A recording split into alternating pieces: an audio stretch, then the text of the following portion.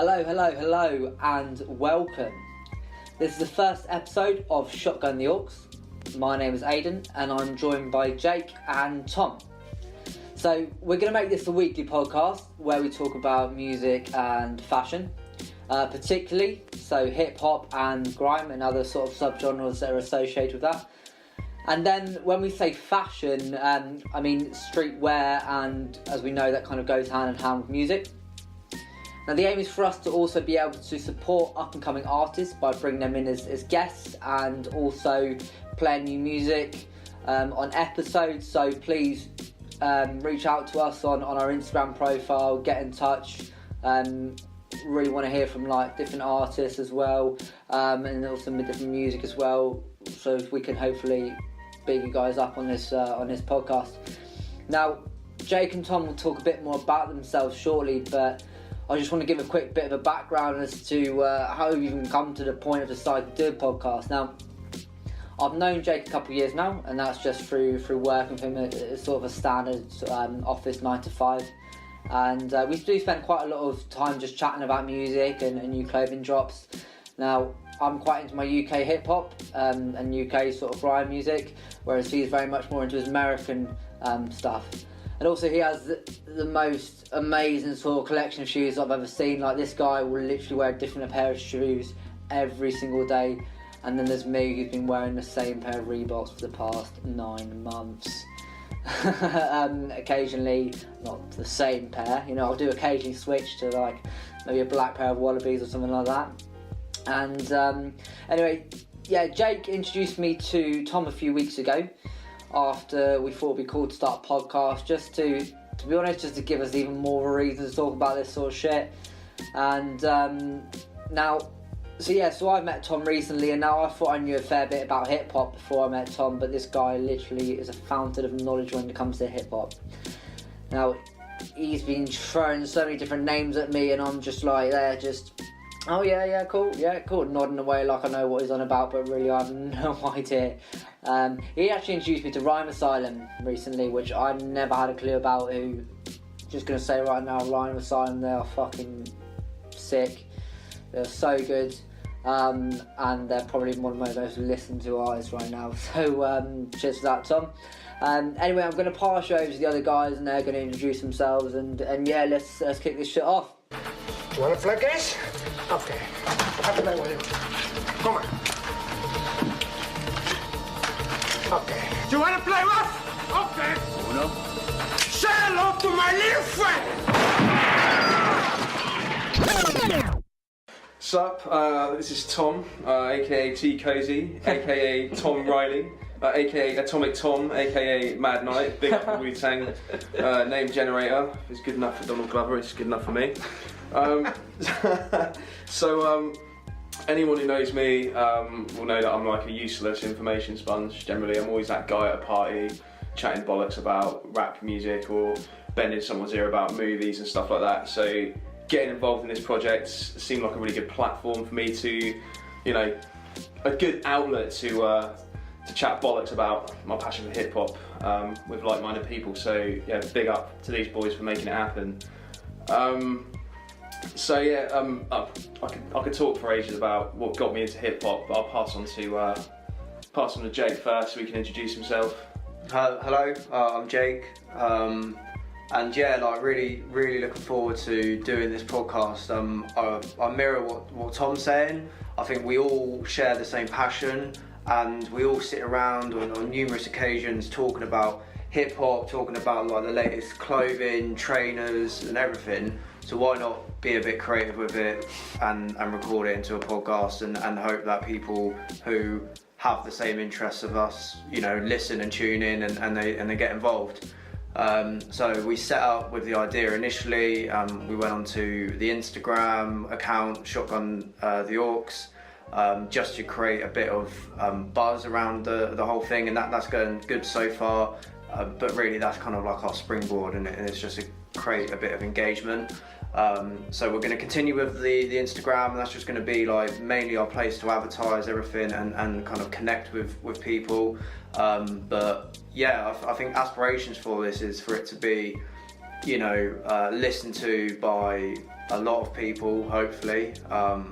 I don't know how many. I don't know what numbers I'm aiming for. I would generally be surprised if anyone listens to this. Yeah, exactly. Because, this won't see the light of day. If this can go beyond the people I forced to listen to it, then If this goes beyond me and Aidan, then we'll see, man. I think me and Jake have actually spent like the last week at work just telling people to follow it and like the shit on it. So that's most of our following probably, and probably just like random fucking weird, like, those little sex accounts where it's just like, you gotta follow those things. Yeah, I've got a lot of bots following us. Yeah. First and foremost, it's delivering a tangible podcast. Like, I've said to so many people, we're starting a podcast, check the Insta, we're building a fan base and all of this stuff, like really kind of bigging it up. And they're like, where's the podcast? It's like, So this is it, guys. And if you're listening now, it's January, and this is the first time we released it, but we're recording this in mid-December, just to make sure we have something ready for January, which, we're being a bit ahead of ourselves. But, without further ado, let's crack on with some hip-hop talk, shall we? Hell yeah, man. Where do you want to start? At the beginning of... So started. Each week we're just going to do some random sort of like topic that we will find interesting, see what happens really, just fucking freestyle, just talk about it. We want to ideally in the future introduce like some up and coming artists, just get them like bigged up and get their name out. We kind of like, think about us as, we love hip hop but have no musical talent whatsoever, so this is the only possible way that we can have an involved in this sort of culture. You're a modest dude, Aidan. He makes beats. Well, I beat, we'll say, leave it at that. So yeah, I think, fuck, I lost my train of thought. Hey, or Tom, do you want to start with kind of what got you into hip hop then? Certainly, man. Yeah. I'll let you go first. I guess like being the old guy, I'm going to show my age a bit here. So I guess like my first exposure to rap music was, I guess, through pop music in middle school, like Coolio, Gangsta's Paradise, and that kind of stuff. So I was always exposed to it, but it wasn't until I was probably about 11 or 12, probably about 10 or 11 actually, putting the radio on, and I heard that that distinct voice, and it was My Name Is by Slim Shady. My name is By Eminem rather, and I remember hearing it and thinking, who the fuck is that? Where are the cassettes? I need to take this. I remember that like line where he's like, my brain's dead weight, I'm trying to get my head straight, but I can't figure out which Spice Girl I'm going to impregnate. I'm like, what? I've just listened to the Spice Girls. This is blowing my mind. So I remember when I first heard that, I thought, this is heavy as fuck. How the hell is he saying this stuff? And from that moment on, I just like dived headfirst into the hip hop rabbit hole. But I mean, it seems like the opposite to a lot of heads, but my first kind of introduction into hip hop was predominantly like the West Coast stuff. So, your Dre's, your Snoops, Exhibits, Ice Cubes, etc. And that's before I really started like exploring more into the East Coast stuff, like the New York scene. And that's always really resonated with me the most, like the boom bap stuff. I mean, as soon as I discovered the likes of like Wu-Tang, Gangstar, Mobb Deep, I was like officially hooked. And it's like, speaking of Mobb Deep, Infamy is about 17 years old today, so I'll throw that out there. Just a bit of really? Yeah, a bit of trivia for you guys. But you come out with like a lot of random facts, don't you, Tom? Yeah, man. But I mean, it wasn't my favourite of their projects, but I'll park that for now. I could go on about that for a while. But getting back to the New York thing, there was something really about like the grimy aesthetics and like the moody beats of these particular artists that really like stood out to me. Like head nodding boom bap is like what get my juices flowing typically. But but then like continuing down the line, it wasn't until about 10 or 11 years ago with the whole kind of MySpace thing when I first got into UK hip hop. Just for the listeners, Tom is 50. I'm 48, you shouldn't get. No, I'm not that old. Yeah, You were around the beginning of jazz, sort of. yeah, the great jazz era. No man. See, I'm gonna get a lot of this stick, being the old boy. So basically, like the whole kind of exposure to the UK thing was mainly through MySpace and stuff like that, and I knew some like local heads around here who rapped. Like me and my boy Tom even like released music when we were really young. So Really? big up the underground minority. Luckily, you won't. They were more like analog days, so you won't find any of that material anywhere. Thank fuck. I need to see this. I need to see this. We do have a video of Tom doing a little freestyle, which we'll release when we get to 10,000 followers. yeah. If that was an incentive, yeah. If I haven't heard an incentive, and I don't know what but so basically, like the UK thing opened up a whole new perspective of what rap could sound like. Like I thought it would be jarring, but it wasn't. In fact, it was more kind of relatable because they sounded like, they sounded like me. They were talking in their own accents. So this kind of led on to listening to your kind of, your OGs from the UK scene, your Jess, your kind of Task Force, with Chester P, like Foreign Beggars, Rhyme Asylum.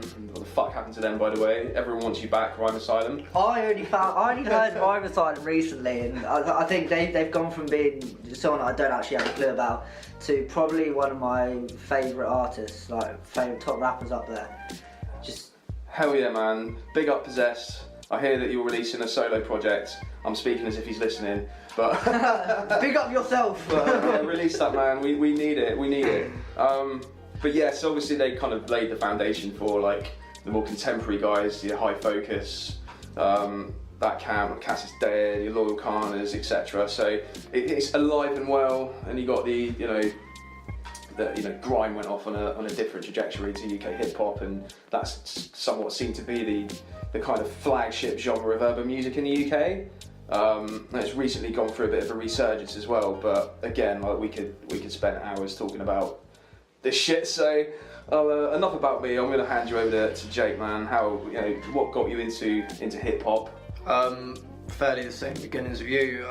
That I'm just going to start with the Eminem again, and literally again, it's like hearing like these lyrics as a kid and thinking, I'm going to go to school and repeat this to my mates because they'll find this absolutely hilarious. And I'll take the lyrics, I'll go into school and I'll repeat them back. And like, and it just goes from there, and then, from there I would dig into a bit more of like, a bit more Eminem, and then from there I probably would hear like 50 Cent, and then 50 Cent would lead to something else, and then something else, and then something else. One rapper leads you to another, and that's kind of eventually how you become so hooked in this genre of hip hop. I wouldn't say my UK hip hop is really as clued up as these two, so I'm just going to back away from even saying anything about that. But yeah, just in general, what I love about the genre, apart from what already Tom has said, but I just think it's such a, I don't know, what I love about hip hop, and I'm going to say like, there's nothing better when you hear like one of those lyrics that hit so hard and all the hair stand up on your arms and you're like, oh, that was so good. Or like a sample you think is just so clever. And that's one thing with hip hop, is sampling a song which hasn't got anything to do with that genre, and you're sampling it and you turn it into another song. Like, I just think that's absolutely incredible. If you think back to like first Wu-Tang album, and the samples aren't even from songs, they're from films, and you sample them into songs, and I think really you could look at that album and think that started the sampling. Would you agree? Kind of, almost in a way. It's cinematic, isn't it? Like you hear those kinds of samples, especially in like a lot of the Wu stuff, a lot of like RZA. It's very immersive. You listen to it and it kind of like takes you on a journey, like sonically. You know exactly, and that's the kind of what I love about certain producers. You hear them and you instantly know who they are with their signature sounds. Yeah. But sampling is definitely like. I don't think all through hip hop it's just a present thing, and I think it's just such. I think to do something like that, you have to be a really clever producer to do it, and then team up with the right artists, and then you've got the workings for a great song or album or whatever. And that's what I just love about the genre itself. And then another interest of mine, and this is probably the thing I'd like to talk about the most, is just going to be the streetwear stuff. And I think there's a clear link between hip hop and fashion, and that's from, you can go way back, and it's just always like relevant. And yeah, it's just so relevant, and even more relevant today, like massively today. And I think like the way streetwear and that is going, it's just getting bigger and bigger and bigger. The more I see it, and then along with that, like hip hop is just becoming like the main genre. If you go back a few years, it probably wasn't, but now it's like it's constant. It's like a constant in like it's becoming more of those just more popular genre with everyone. And I think that's helped by artists like Drake and that. And the only reason I say that is when we talk about the grime thing suddenly blowing up recently, I think more recently in the most years, like he had a hand in that. I think I'm like bringing it over. Like if people like Dave and that, I think he's had a helping hand, and he had the platform and he's kind of just brought it up. So yeah, stuff like that as well. But yeah, there's so many topics we can start from for future conversations. I would say easily hip hop is probably the biggest genre that there is of music. Yeah, certainly the most versatile. Yeah. Most universal. I guess it's because you can effectively like turn like nothing into something. You can repurpose something into something entirely different. It's really versatile. Like it's like universal language as well, isn't it? I mean, I don't think I can't think of a country that doesn't have its own scene, like nowadays anyway. Yeah. Even like India has its own like. You can go on Apple Music. No way, scene, do you actually? Yeah, man. I mean, like even more like local. Obviously, you've got like Scottish hip hop, Irish hip hop, etc. But then across the seas, massive in like South America.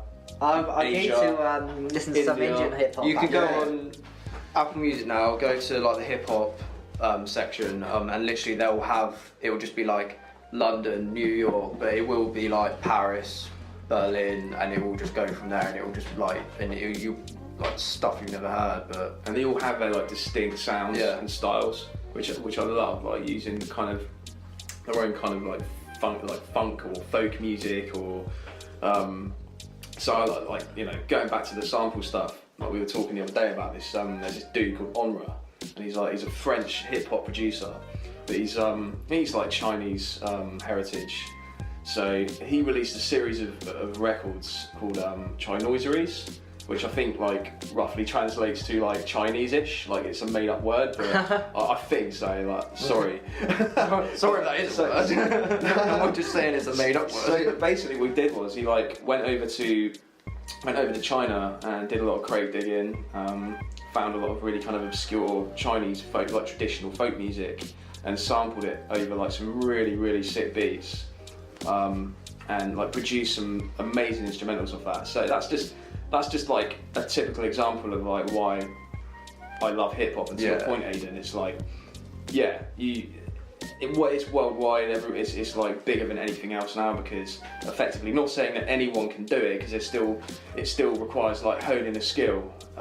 You need a keen ear for a beat. You can't just be like a real like dope MC. You need a good producer. You need a good beat, because effectively, like sonically, it's more important. I don't know. Like it goes hand in hand, right? But again, I mean that's probably just that could just be my opinion. But for me, like you can be a mad good MC, but if you haven't got a beat to back you up, then you can kind of I don't know. It's an interesting one. Yeah,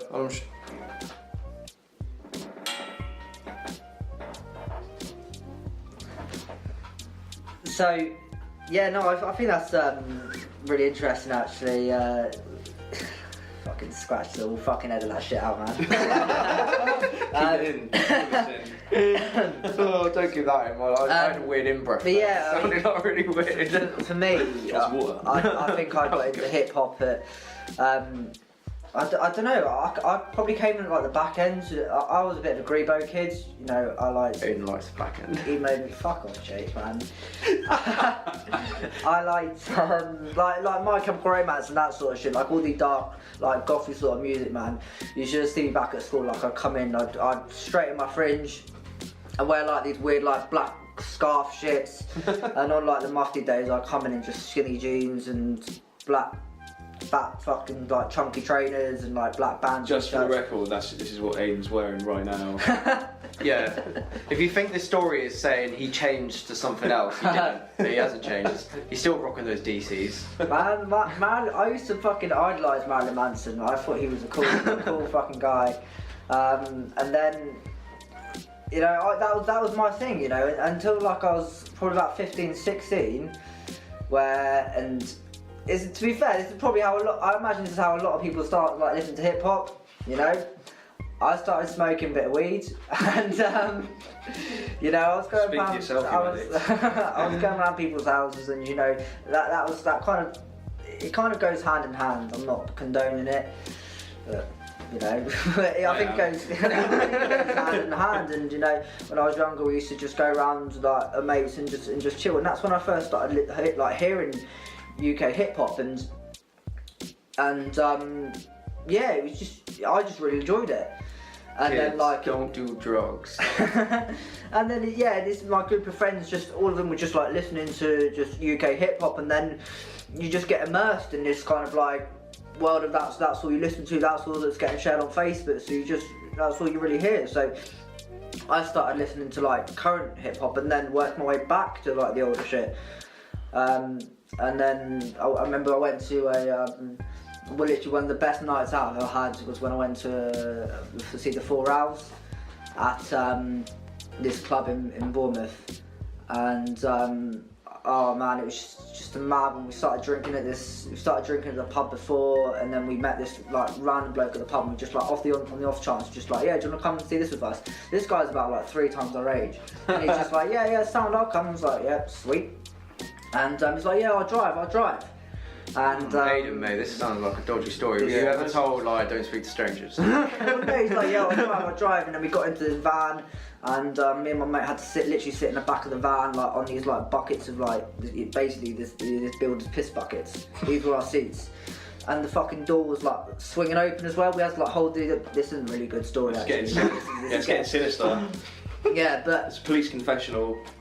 yeah, I don't want to go too much more into this. Where did they touch you? But yeah, I'll just go on to say it was a very messy night, and Sounds it. I listened to some, but it was just like just getting fucked and just listening to hip hop music, man. It was good. So really, the moral of the story is, if you want a good night and you want to see the 4 Hours, you need to speak to strangers, get kidnapped, probably molested on the way, And pissed on by the sounds of it. Well, I think the best sort of nights are these nights that are just you know, just random shit happens. And you just kind of like go with the flow and just see what happens, really. 4 Hours of sit there, man. Like, Yeah, they've got a new big up album by coming out. Fakers. I think they've got a new album coming out soon. Like I remember, no, where was I? Oh yeah, I went to see Flip Tricks in London a couple weeks ago, and I think, was it? No, fucking no, not Flip Tricks. Verb T. I saw Verb T in Bristol, and he did a 6 set. And at the end, he's just like, yeah, man, we've got some 4 Hours coming up stuff. Got some new 4 Hours stuff coming out soon. You know, the only issue is, all these guys smoke weed. That's why it's taken so long to do. And it's just like, you know that, you know, people, the stoners are slow people, and I find you should say That's that. what they call the 4 Hours, though, isn't it? It's like it's a Cypress Hill reference. I was going to say we should have posted them today. I was going to say to both of you to post them, but I couldn't find a decent enough photo to post, to be That's honest. good shout. I was saying we've missed them from our Instagram. Those of you who ain't checked the Instagram out, at Shotgun the Orcs. Get it right. Joe, I keep wanting to say something else, even though I came up with a fucking name. Did you know, like, and I don't know why this is just thought. I was just thinking about that and thinking like it's on other platforms, but it's not. Did you know Cass is Dead released his new song on Pornhub? What? I saw something about I wouldn't know that, Aidan. I'm not a filthy pervert. It is like, it ought to be something you would do. That. No, I just saw it because I was playing around on Instagram and someone was taking a screenshot of it and posted it. And yeah, he actually released his song on Pornhub. I just thought that was really fucking It's cool. quite an endorsement. That's just proper gangster, but it's also like, you know, when you see like pictures on Instagram and shit like that, and of like Pornhub comments, and like you get some weird. I guess that's a way of reaching the biggest following ever. yeah. Like yeah, I suppose a lot of people use it, and a lot of people would probably be quite surprised. You know, I suppose he's reached fans at a new emotional level. Yeah, You know, man. Cass is Dead is sick. You know, I wish he released more stuff. definitely. But I think that's what makes Cass is Dead also quite good and quite elusive. I think that's what's so good. Obviously, he wears the mask. Literally, it's one album that's fucking blown up, and he's gone on like the occasional tour. And the last tour I think went was quite recently. I don't even think it was a tour. I think he just did a few shows, and I saw it literally all over Instagram. You know, quite high, not high up, like. People that were like with quite high followings, like celebrities, all fucking getting tickets and going towards it, and he doesn't do it again, you know. Yeah, man. It's kind of like the Doom tactics, isn't it? You remain elusive. Yeah. And there's kind of like people speculate it's because like he's trying to like hide his identity, like he's someone. I think that's such a cool thing to do. Yeah, exactly, man. It's definitely good for like you can pull it from a off. marketing perspective. But I like how Cass is Dead. I mean, he kind of straddles the line between grime and hip hop in a really good way. Yeah, he does. Because I mean, just speaking for myself, like I like grime, but I tend to like gravitate more towards like hip hop than grime. But there's a couple of artists that really kind of like Cass is Dead, like more recently like Ocean Wisdom as well. Like they just get that balance so spot on. They're so versatile. He can hop on a grime beat. He can hop on like a boom bap beat. On more kind of like kind of synth heavy stuff, and he's just they're talented dudes, man. Big up High Focus. Yeah. So. Ocean Wisdom is an interesting one, isn't he? Because he's very versatile. Like I say, he's very versatile. Like the first stuff he was coming out with was like the High Focus bars and just the freestyles. Yeah.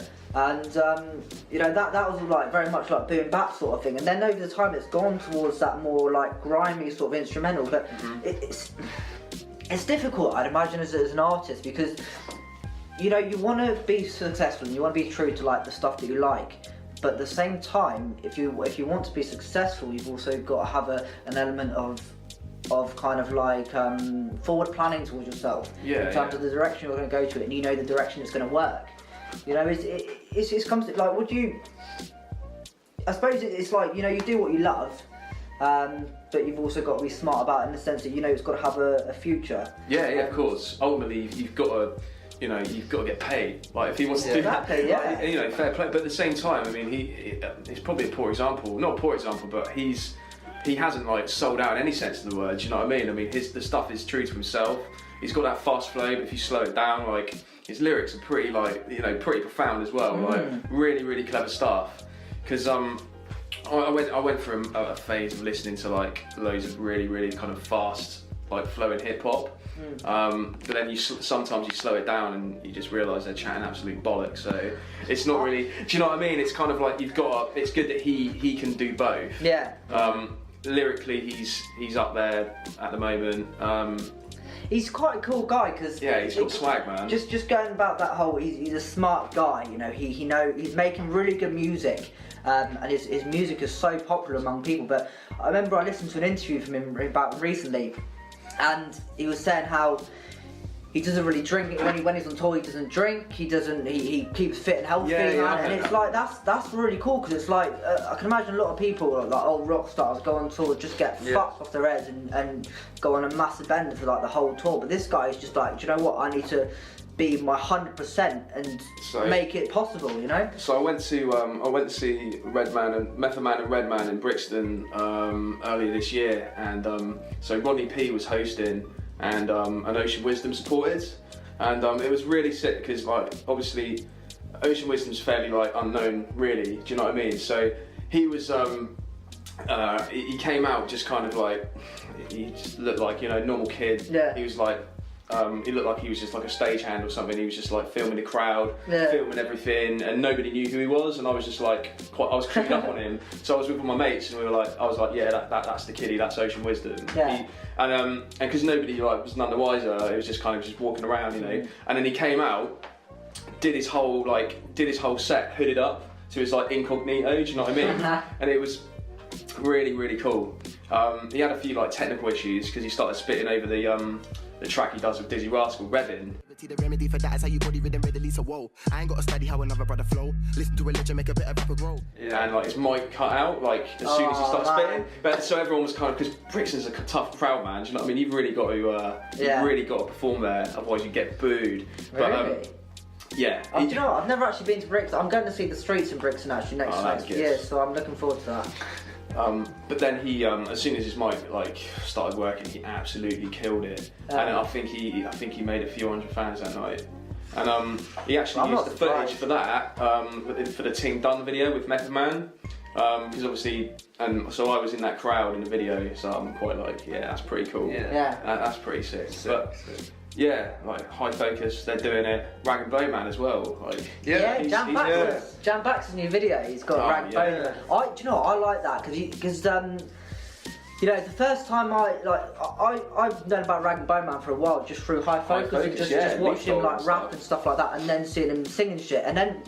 I remember I went to Reading Festival a few years ago, and he was playing one of like the smaller tents, and I was like, shit, it's fucking Rag and Bone Man, like, and I was saying to my missus like, we've got to go, and obviously no one's really like knowing who he is, and you know, by the end of the show, the tent was just packed out. You know, he's such a cool guy, and I like how it's like he's gone to stardom, you know, he's still got on his face tattoos, he's still like he's kind of going towards his like roots, you know what I mean? And also it looks like he's helping out, you know, his friends.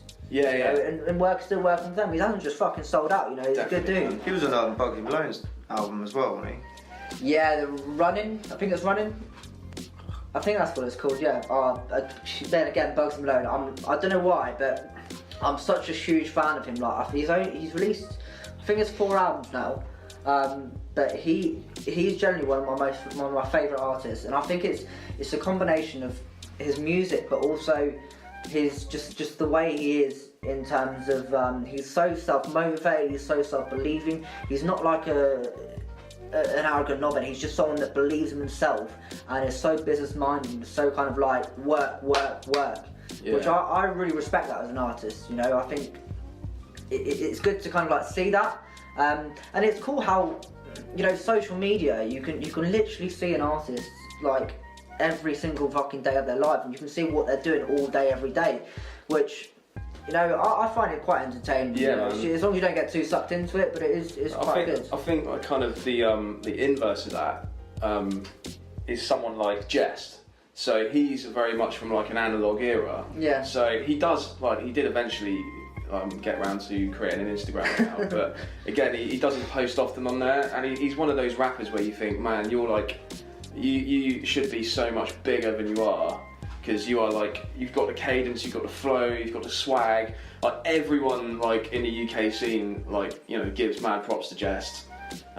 He's still releasing amazing music as well, and going back to like the Rag and Bone Man thing. He was on Jest's latest album, Billy Green is Dead, but under like an alias.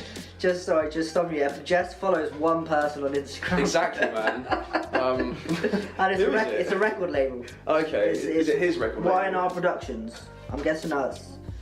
But I don't really know. I think that's to do with. Yeah, I think that's his label. I'm surprised really, because like I followed him off our Shotgun the Aux account, and I'd imagine he would like follow us straight back, but no, I don't think he's actually. He'd be kicking himself when he I don't think it's him that runs it. It might just be his agent or something, or he might just have it just there, but. You know, I don't think he's on it at all, to be honest. His latest album, Billy Green is Dead, it's a great concept album. It's got some amazing samples in it, like as I was saying, like Rag and Bone Man's on it. I think it's Rag and Bone Man, because it sounds exactly like him, but he's under the alias like Ennio Lion or something like that. What album's that? Billy Green is Dead, and I think the track is called Smoke Screens, or like Everything and Nothing, and he sings the hook on it. The wall paint the face hard to distinguish. Let's have a look. Yeah, Smoke Screen. Yeah. Yeah, Ennio Lion. And so if you hear the chorus and that, the hook is clearly Rag and Bone Man. I don't know why he's not credited on there. It might have been because this was like amidst the kind of like, you know, kind of the kind of high profile releases he was involved with at the time. Do you know what I mean? So I'm thinking contractually there might be something there. That was just my train of thought, but and it would make sense. I think that makes it makes perfect sense. And I was thinking that actually recently. I was listening to someone's album, and fucking Rag and Bone Man was on it. but there was no mention of it in the credits. Yeah. And maybe it's maybe it is a sort of an agent sort of thing and publicity thing. But also I was thinking, what if he might just be like so sound that He strikes me as that kind of dude, you though. know what? Don't put my name in it because I don't want credit for that. That's your work. He strikes me as the kind of dude, though. Like, say if it was anything like, you know, if there were kind of like contractual repercussions, he would just do it as a favour to his mates. I He's so involved in the UK scene. Do you know what I'm saying? He'll be like, there you go. You know, these are my roots. So when I first saw him, he was so it was at the it was in Bristol. I can't remember the name of the venue, but it's by the river. But anyway, it was an Immortal Technique and KRS-One and Pete Rock gig. So it was just like ultimate night hip hop. Fucking hell, I know, it was when nuts. that? This is going back about 5-6 years ago. And so Rag and Bone Man was the first act. Yeah. Just walked out with his DJ. Oh, man. We didn't know what to expect. This big dude just walks out.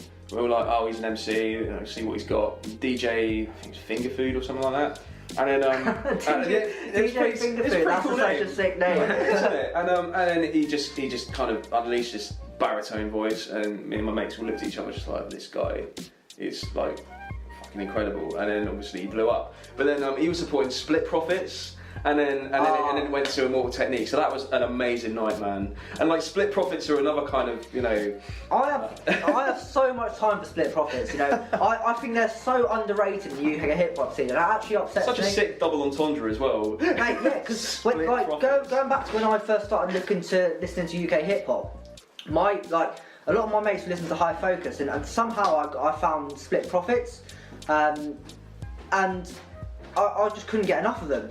You know, which is a shame that they didn't. When I started listening, they didn't have a lot out.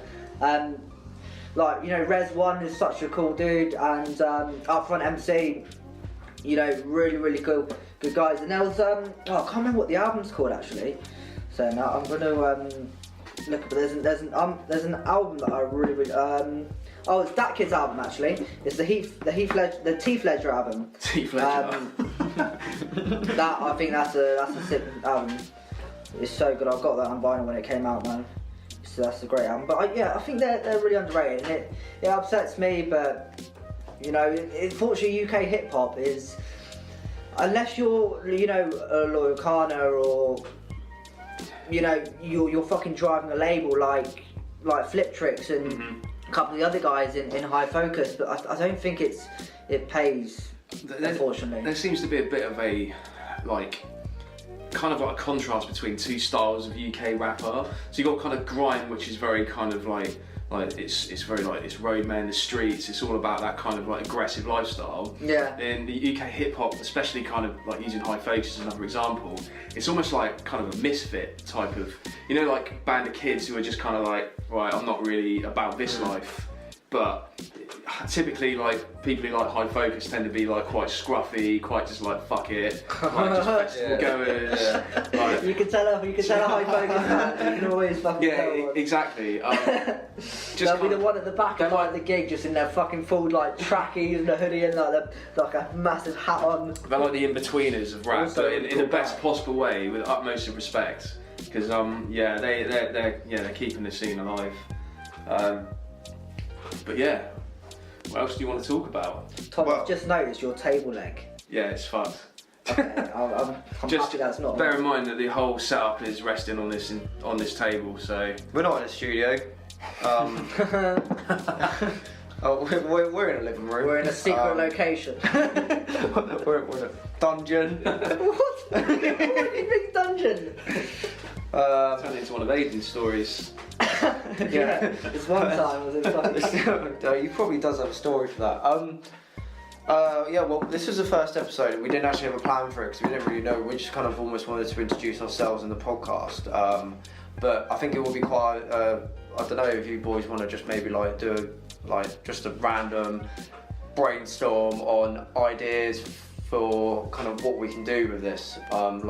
So when we had like all these major technical issues and Aidan had to run home because he forgot his USB to go on the laptop and blah blah blah. Me and Tom, it still hasn't worked. It still hasn't worked. Like No. you know, it took 2 hours to set this thing up, and we've had to revert to like a simpler setup. Any sound engineers out there, you know, pop us a message on Instagram, and I would appreciate your assistance because we won't pay for it. Just go to shotguntheorcs/improvethispodcast.com. yeah, there'll be no benefit to you, but you'll help us a lot. Yeah, and if you know this, it's just like charity, really.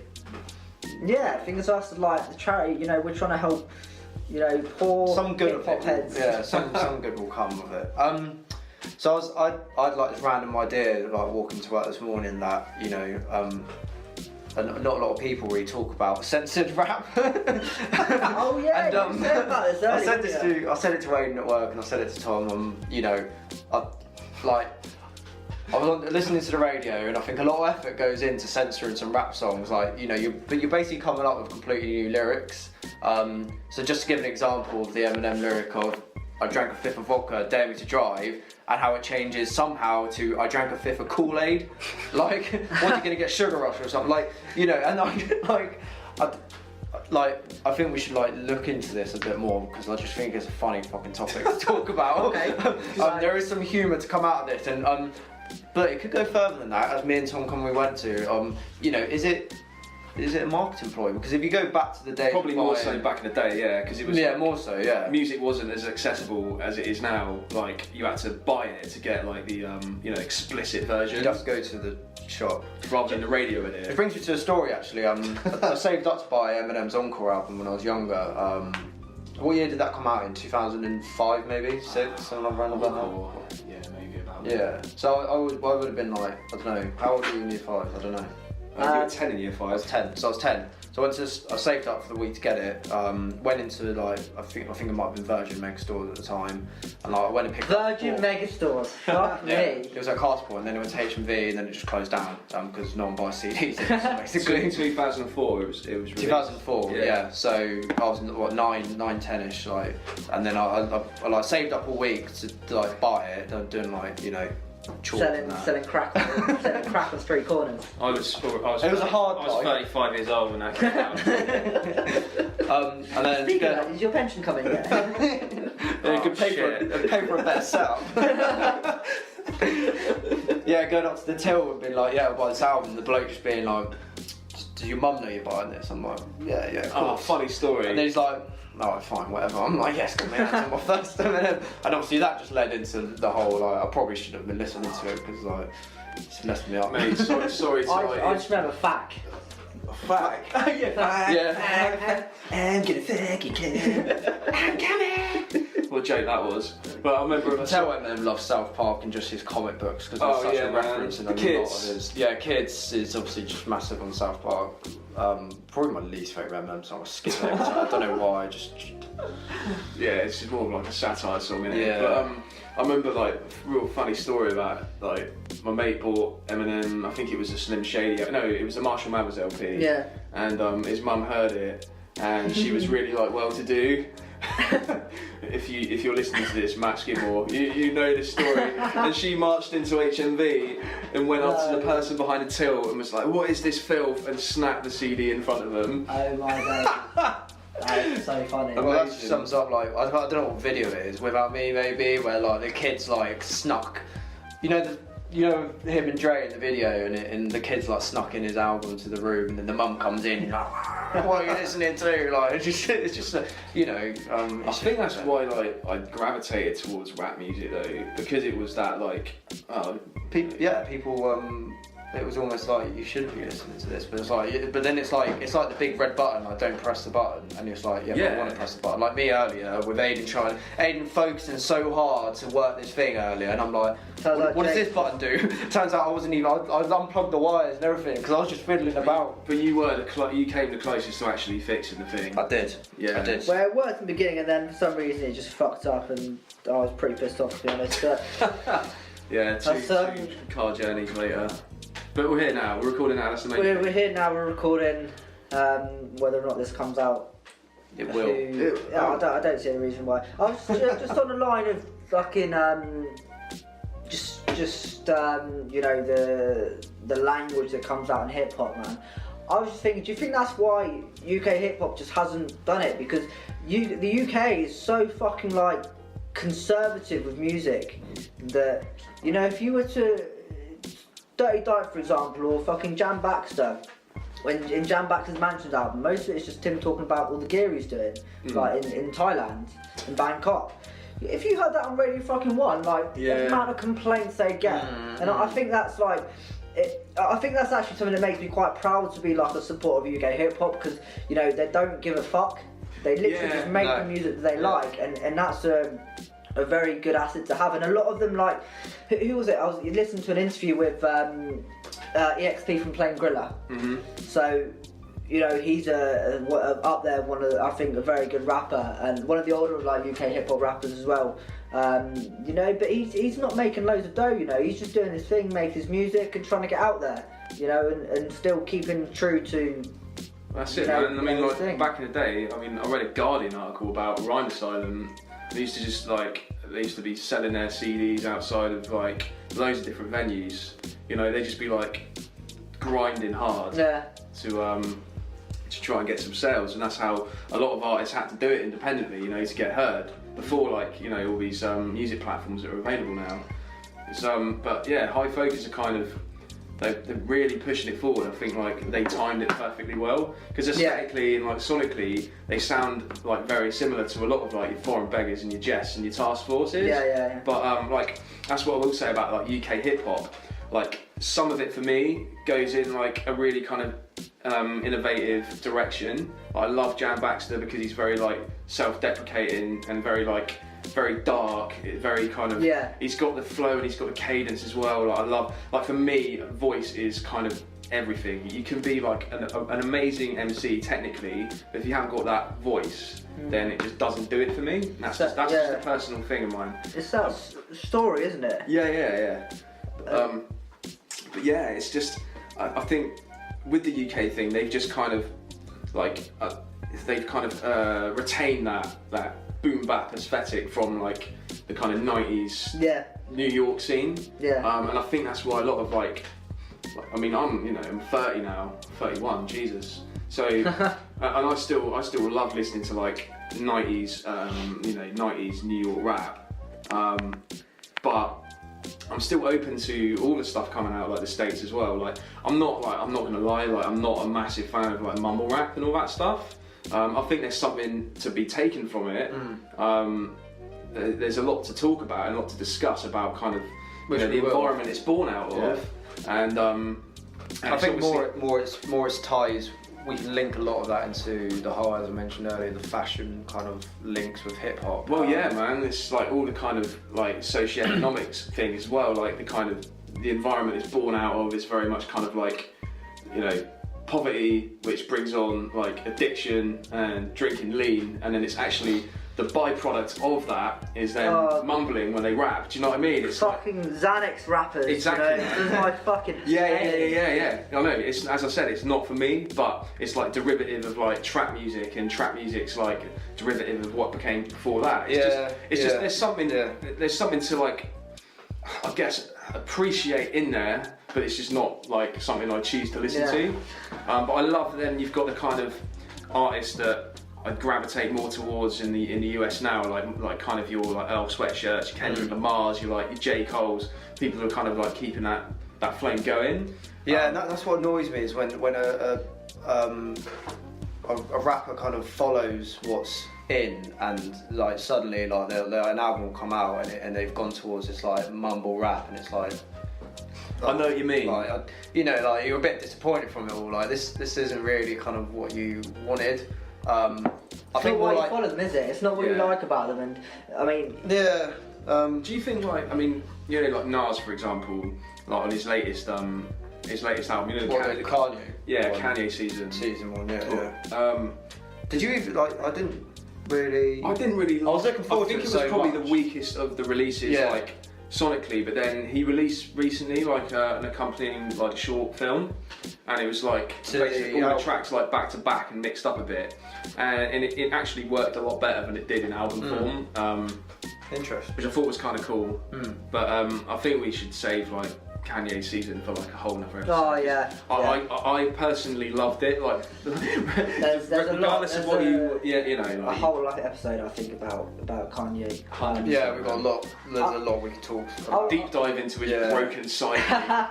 Yeah, I was just thinking when we talk about the whole UK, you know, sort of hip hop scene. And you were saying about you know, selling CDs outside like venues and on the street, and you know, we've all been like, everyone's walked through Camden and been fucking up, like trying to sell some CDs from some rappers, and to be honest, most of the time like I'll just be like, yeah, sound, buy it, and then tell them the cost. What, you fucking, and then Don't you do know, that. I I'm almost got stung like that in LA once. It's like, never again, man. Yeah. I remember in me and my friends, we went to Amsterdam, right, and it was the first time we went, and literally it was like the first night, and we'd done the basics, gone around, got like so stoned, you know, and then we're walking around, obviously trying to watch out for trams and shit like this, and next thing out of like nowhere, this dude in like dreadlocks, like big like dreadlocks, quite a short guy, actually, yo man, how's it going? He's like, hello, you alright mate? Yo, Revert to awkward white British guy. yo, how you enjoying Amsterdam, man? And she's like, yeah, great, yeah, we love it. Yeah, man, it's so sick here. And then he's like, you want to buy my CD? It's just like, I've still got it at home actually. Is he Dutch or is he? Well, this is the thing. The Dutch Amsterdam accent is sort of like American East got a bit of a twang, isn't it? Yeah. And I then just didn't know where you were going with that. he started doing a freestyle for us, and it was average at best. And then I listened to the CD actually like a few months ago. Actually, this was like 5 years after it. And it's literally like most of it is going like, yo, Amsterdam, yo, come smoke up, Yeah. whatever. Yeah. And anyway, that's gone completely off topic in terms of the point I wanted to make. It was Aidan smoked a load of weed in Amsterdam and met a midget with dreadlocks. And more importantly, bought his mixtape. Oh man, my throat is fucking killing me. I had a bit of a bad throat the other day, and now it's gone quite. Aidan was going to quit. Right, That's a I was gonna actually not make it to this one because I have a bit of a cold. But my worry now is because I've got quite a nasal sort of voice anyway. So my worry now is I'm gonna sound like quite, you know. I enjoy heavy, listening to your dulcet tones, Aidan. And then next one is just gonna be like, you know, this really fucking annoying person. Squeaky Aidan. And yeah, we'll see. But fucking right, again off topic. So the point I was trying to make was regards to back to the CDs, okay? Yeah. 70s. So I remember I was reading like something about grime, and it was grime artists make it, and grime artists aim. Their aim is to get that fucking video that hits 1 million, you know, on YouTube. Hits 1 million on Link Up TV or grime, whatever, and that's when they make it, and that's what they aim to do. And it's mad because I like grime because it's so pure to UK, to English. It's literally grown from. It's pure English and it's pure us, and there's that sort of ownership. Talking about that selling the CDs, I went to see Dizzy Rascal like 11 years ago, and like in the queue this bloke was selling a DVD, and I bought it for like a £5, and like all it was just like loads of like MCs just freestyling, and like Really? they had like a Mortal Technique on there, just like it was just outside like a club, and he was just like freestyling, but it had just like, I'm talking like the BBKs and all of that, all of them just freestyling. I was like, what a sick buy. Yeah. Could have brought anything. Yeah, like, at least it wasn't porn. Was it? Yeah. Oh, just something just completely. The Cass is Dead song. But The precursor for the Cass is Dead album, now available on Pornhub. no. Yeah, but I think grime's a great thing. I fucking love it. I just think. I think the people are trying to play up too much. People like kind of play up to this sort of, you know, the way you get 1 million views if you have the nice car on top of this car park, if you have the good house and shit like that. And it makes me think that there's a kind of a point where it's getting a bit fake. You know, the grime that I really like is stuff like if you ever listen to Nines. Yeah. Nines is a really cool artist because obviously you can tell just in what he's saying, you know what his background is, and you know he's kind of like lived through everything that he's speaking about, which I think it makes music more effective when they're like, it comes down to storytelling really. 100%. And it's like, you know, I want to listen to that person's story, you know, that person's story, the way they're like, they're making their sort of story an art form, you know, and that's what makes it enjoyable to listen to. But it's just making sure artists just don't get fake about it. You know, keep the roots. Keep. So I really like Dave. I think he's a great artist, and he was someone who I think blew up because of Drake. And I don't want to just say I don't want it to like belittle him a bit by saying like the only reason you blew up was because of a Drake. Hey man, but, you know, an opportunity came up and it was seized, and I think it was Drake hopped on his Wanna Know whatever song it was. But both songs fucking sick, like the original and the one Drake did, like both of them are really sick. And I remember listening to that and I thought I really like this Dave, like really, really good artist. And then when I went to see Drake at the O2, and then he brought Dave out, along with Clapton Conan as well were there, I was like, that was like sick. Like it was great to see Dave like in like an arena like that. And then since then he released like an EP, was it? Do you remember me and you listened to it? Yeah. And I thought that's got some great tracks on, and I just think he's just gonna get bigger and bigger. I think, and he deserves it. I think he's a great artist. What do you two think of Giggs? Do you think he's like probably one of the first like gangster rappers of the UK? I remember like when I think of Giggs, I think of like being like 12 years old, talking the hardest, walking the party, sporting on money, half of the crowds were snorting my child. Like that's what I like when I think of Giggs. Like a portion of chips. Yeah, that song like just reminds me of when I first went to secondary school, and then it kind of like dropped off a bit with Giggs. He did that track with Mike Skinner, didn't he? Did the track with Mike Skinner, but like again, like Mike Skinner's good as the streets, but I can't really get into him as just Mike Skinner on his own because he's got his. What's he with? What group is he with? That he went to after the streets. He did like a spoken word kind of. Something with his name's something Tong. He works with another guy who's got a sick voice. He's a really nice sort of soul sort of singer, and definitely check. I can't remember his name. But when I think of secondary school and I think of artists, I think of like. Did you ever listen to like people like Devlin? Devlin, yeah. Like Professor Green's first album. Blood, Sweat and Beers. Oh, big fan of Professor Green, man. Yeah. Pro Green. Like, all this stuff like just reminds me of being a secondary. He was a battle rapper back in the day, wasn't he? Yeah, he was. Yeah, and you can watch a lot of his battle raps, Pro Green ones on YouTube, and he was sick. He won a lot of competitions. But to be honest, like I mean, he's another kind of example of like someone who crossed over into the mainstream, and I stopped listening to him then, admittedly, but then because I knew him, his background, you kind of have that kind of foundation of respect for them. Yeah, just go back to the Giggs point, like, and he's got weed. Just it dropped off like with Giggs at that point. I don't know if that's because he went to prison or not, but did he go to prison before the whole stuff? Did he even go to prison? I don't know. Am I just making up some bullshit? I don't know, but yeah, it did drop off with like listening to it. But then suddenly, I think Drake, when he released More Life and that KMT song with Giggs, bringing that dirty, bringing that 30.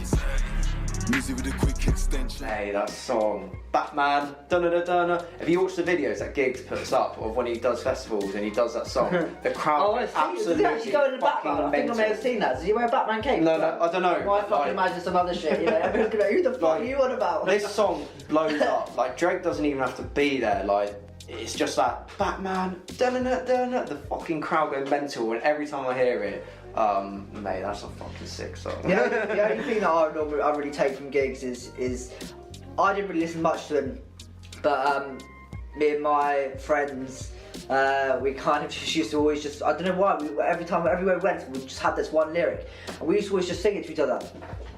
Look what the cat dragged in. This ain't your average ting. Just that fucking like song, it just used to make me laugh so much. Not because it's a bad song, like it's a great song and I've got so much respect for him. Like this isn't a diss track out to Giggs, you know. I'm not calling you out. I'm just saying, you know. Aidan, we're not here to make enemies, mate. We need to make friends at the moment. Sorry, Giggs, man. What I said about Mike Skinner, Merkish Dave, that's the one who I was on about. He's got a sick voice, really, and I think they work really well together. But right, on that note, this pop's gonna have to probably get cut out, but we're on 56 minutes. It's pretty good going. That was quite good, mate. That was well quick. Yeah. Sure, you can edit this last bit out and then we can just record like an outro. We can record an outro. So yeah, on you were like Ross or Friends, eh? If anyone for those listening, I've just done like a little hand movement to try and like signal this shit, but who fucking cares, to be honest. On that note, Our time's up really. We're going to try and make these episodes between from about 50 minutes to an hour. That's a sensible time for a podcast, right? 45 minutes to an hour. Yeah, I think that's a decent. Might be an hour and a half, might be 15 minutes. We'll just see how it. I'll be honest. I'll be surprised if anyone listens past the first 5 minutes. But if you have, thank you. If you I think you need to get past the first 5 minutes. Yeah, you've got to get past the first 5 minutes to actually like. The thing is, like, when we're telling people make sure you get past the first 5 minutes. Right, on that note, on that bombshell, guys. Actually, no, I just want to stop it a second before we, because I just want to give people a reason to probably want to. If you've got this far, well done. Please, this isn't the end of it. Like, next episode will probably be a bit more structured because I think this episode was just a freestyle, just going to chat and see how it ends up. But I think next episode, We're going to deep dive into some. We're going to deep dive topics, into man. it. We're going to really we're going to be talking about new releases. We're going to talk about the new drops. We're going to be talking about all of that stuff. So make sure to tune in as and when we decide to release these. Yeah. So yeah, cool. Again, thank you very much, guys. This will be a weekly thing. Check us out for the Insta at Shotgun the Orcs. Booyakasha! Jesus Christ. Oh, It's a wrap. It's a wrap.